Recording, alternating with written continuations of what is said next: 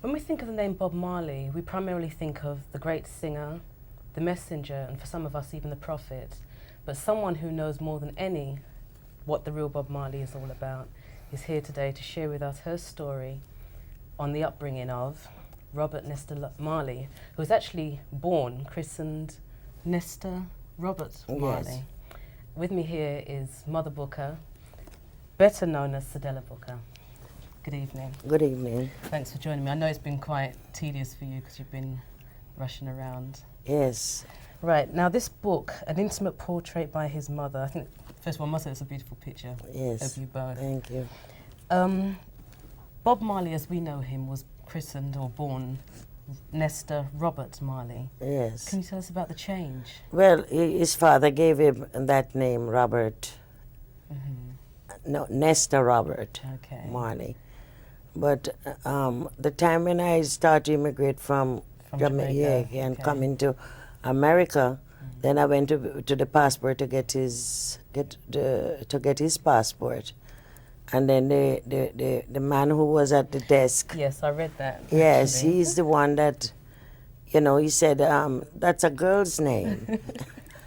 And I said, no, his father gave him that name. Right.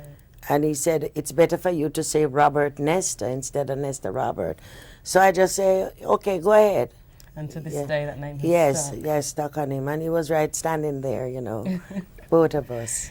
Right. Mhm. Now, what I have taken from this book is you seem to have a very strong character, very rebellious teenager, Uh-huh. and yet Bob's father, who was Captain Norval Sinclair Yes. Marley, Mhm. he seemed to have a softer, more passive nature.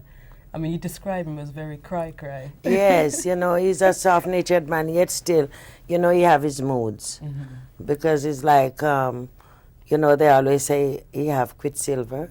Yes, I had a good in laugh his at head, that. yes, because he in the army where he was, he must be got shot and things like that. So Okay. sometimes, he kind of hack a little way there. Right. But he was not an aggressive person or anything like that.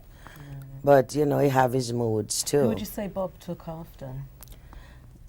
Well, I would say Bob took after me.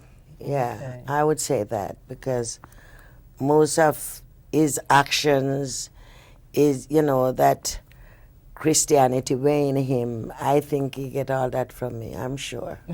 Right. Yeah. Moving on just further back into your history, your mother and father, Bob's grandparents. Yes. It turns out that the singing, although you didn't see it at a very young age, it's actually in the family. His grandmother sang. Yes, my mother, and she used to sing a lot. Then I have my sisters, Ivy and Enid. They are great singers, Okay. as much as they are not in, in the public doing any such thing, but they are church people, and they do their singing in the church and all that. But each and every one have, beautiful voice to sing. The gift. So I wasn't even thinking of singing to the public myself. Right. But as Bob asked me, he said, Mama, I want you to do a gospel album. And we started it before he left. Okay. And then because, things kind of a change, it take a long time because he sent me to this man called Scratch Perry. Oh, yes. Yeah, and there was where I started first. Okay. By this time, Bob never have a studio of his own. So, things linger. I live in Miami and all that. So, time run off and I didn't get to finish with Scratch. But then after Bob passed, then the Wailers, they backed me up and then let the dream be a reality because I really, really wanted was to do that for him Right. because he asked me to. Bob, I mean, normally parents are quite the influence on their children. They would dictate the direction that they're going, but that's been the opposite with you and Bob, hasn't it? Because you started off as a Christian, Pentecostal, very staunch Christian, and you were singing in the church, and Bob has now taken you out from that into Rastafarian. Can you? Yes, well, that is Expand on great that. because, I was baptized with Bob in my belly like you, very much younger. Right. And, we visit the church, we go to church. He follow me to church and everything like that. We have good time, but then the time has come when he one day said to me that, you know, you don't need to go to this church, you know, you're all talking about Jesus and everything, but he come in a new name. Right. And then he just break out and he just, you know, he explained to me, and he said his Imperial Majesty is the Almighty God. That's His And Imperial Majesty Haile Selassie. Haile Selassie, and he's earth rightful ruler. And, you know, man don't see it like that. So when he told me that, I myself, not even having the knowledge, I said to him, I believe he's a great man, but I don't think he's God. And he asked me, who is God?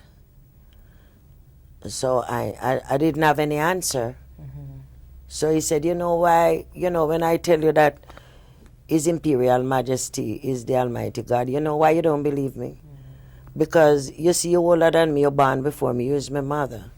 And to see me, your son, now to come and tell you this, it's hard for you to, you know, to just take it like that. Yeah. But then at the same time, he said, from you born, you's a Rasta, but you will see it. You know, so he just talk, and I listened to him attentively. I never criticize him anymore, any further. And, you know, I just, because Bob is one that, there are certain feelings for me, you know, that I have towards Bob, that I jump for him. My husband, if he said, Sidi, please make me a cup of tea, I say, okay, and I'll go ahead and do it. But when Bob says so, if I was sitting, I jump. It's just certain, you know, feelings that I have inside, and that love and respect. Well, that does come out, because you did really struggle to keep him close, to keep him in education. Oh, yes, and to, you know, because in those days it was very hard. And without no help, I have to go clean the floor, scrub the floor, and do everything that I can, keep him in school, and to buy him clothes and shoes. I couldn't buy clocks at the time, but I used to buy butter. And then when he go there, they kick the ball, you know, so much, because he loved to play kickball up in Trenchtown with the other rest of boys. And then one evening, after just buying him a pair of shoes, about 2 days, when he came home, it opened. And I was really upset, you know, because I'm wondering where I'm going to get the next money to go buy one. Was that his first beating? Because I know he got a beating. Yes. No, that, you know, he get beaten sometimes. I am not one mother that hit on children, you know. My voice is so strong that my voice do it all. So, you know, but then the night when I had was to beat him, I beat him that night because it really hurt me to see him was out so late. And then he holler for his brother, Uncle Gibson, Uncle Gibson. So Gibson, like the big uncle, come out now and say, yeah, all right, don't hit him no more. So I just leave him. So the next day, I gone to work. And when I came home, I think I was entering a new house. Yes, I found that really touching. Oh, he cleaned everything, he packed up. I could never believe. And then my brother girlfriend, Pat, said to me, Miss City, it seems as if you have to give Nesta a little whipping sometimes in order for him. Look what he done in the kitchen. Yeah. He cleaned up everything. It was a joy for him to do it. I didn't even think he done it after that. But when he get that whipping that night, the morning, he really pay me off to let me feel good. Right. In the introduction, I mentioned that some people see Bob as a prophet because his lyrical content of his songs are very, very strong. But even at a very age before he came into music, there were signs of him being a prophet. Can you tell us a bit more about that? Well, you know, because people used to come and tell me that, you know, he read their hands and things like that. Again, this other friend that he had when he was up in Delaware, when I was living in Wilmington, he said that Bob told him, and he didn't say that until after Bob passed. He said he remember he and Ibis was over, the guy named Dion, and he said he remember he was over the park, and Bob said to them that, you know, when I'm 36, I'm going to die. And then he said, Bob, how could you say a thing like that? Man, you have life going for you. have, doing your music and money coming in, and how could you say something like that? Him say, you remember when Jesus was on earth, he lived for 36 years. And they just take it, like it was like a joke. Yeah. But then when it happened that he passed at 36, then they go back and think again, imagine the man, just like the man told you is what happened.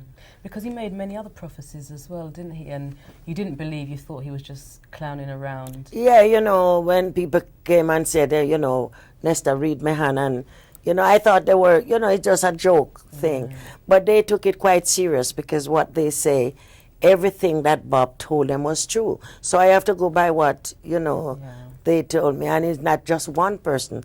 Another man also did. So, and even, you say to him, and he just laugh, because Nesta always have a smiling countenance. Yes. That does come over in the book, actually. He didn't strike me, the reason why I asked earlier about who he took after, because he didn't seem to be very aggressive.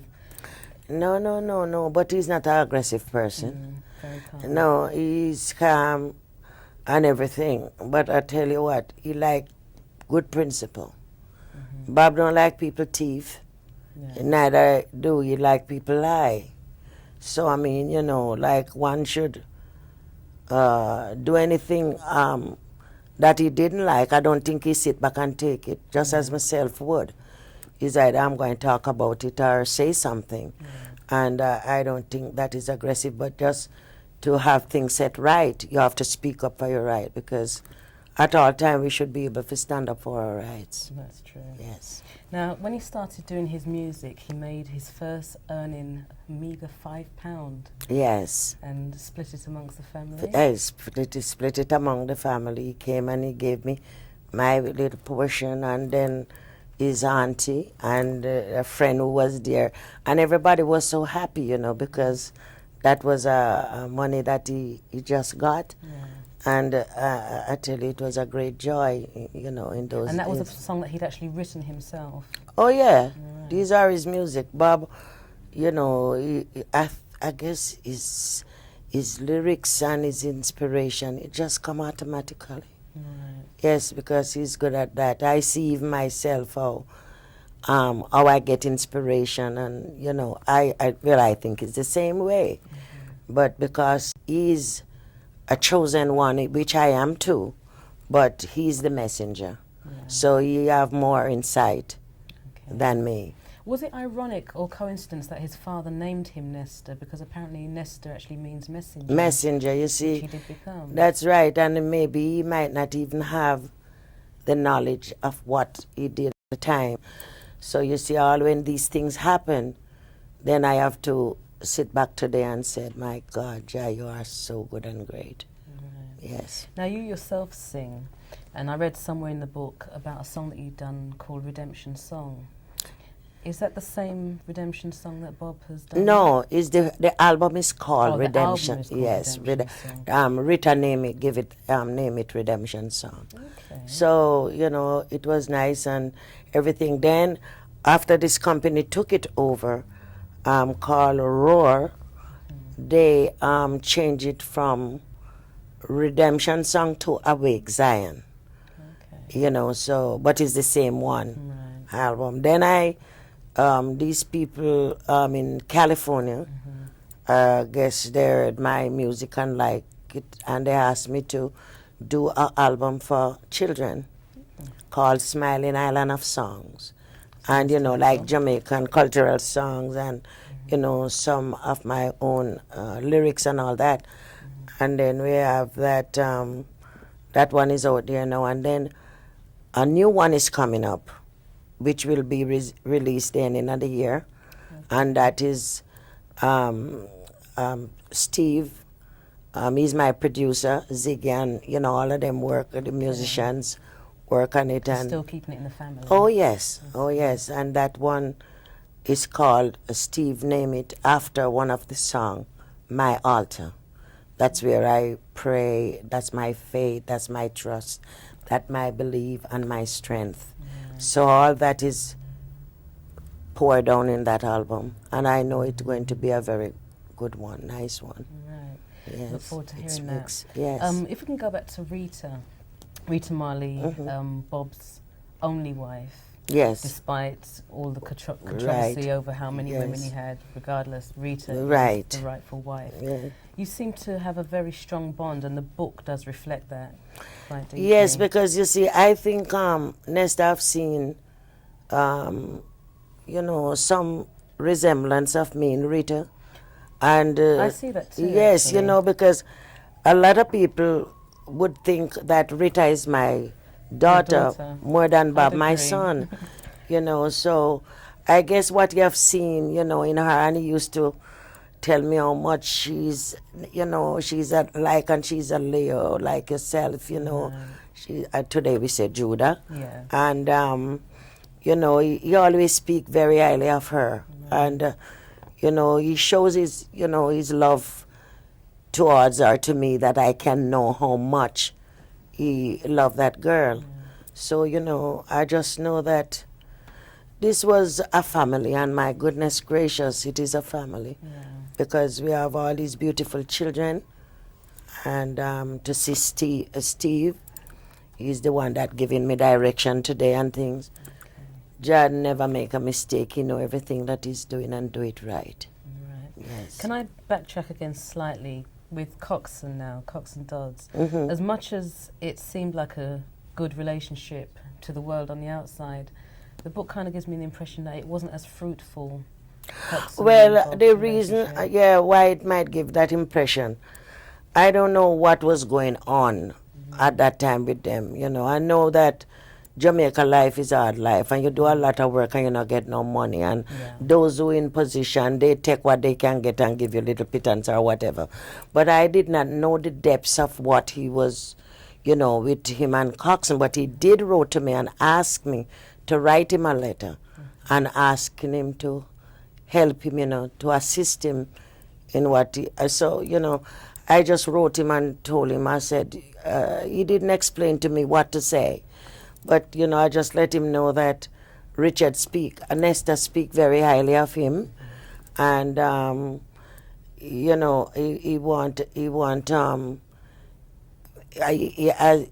said, he don't have a brother there or anything.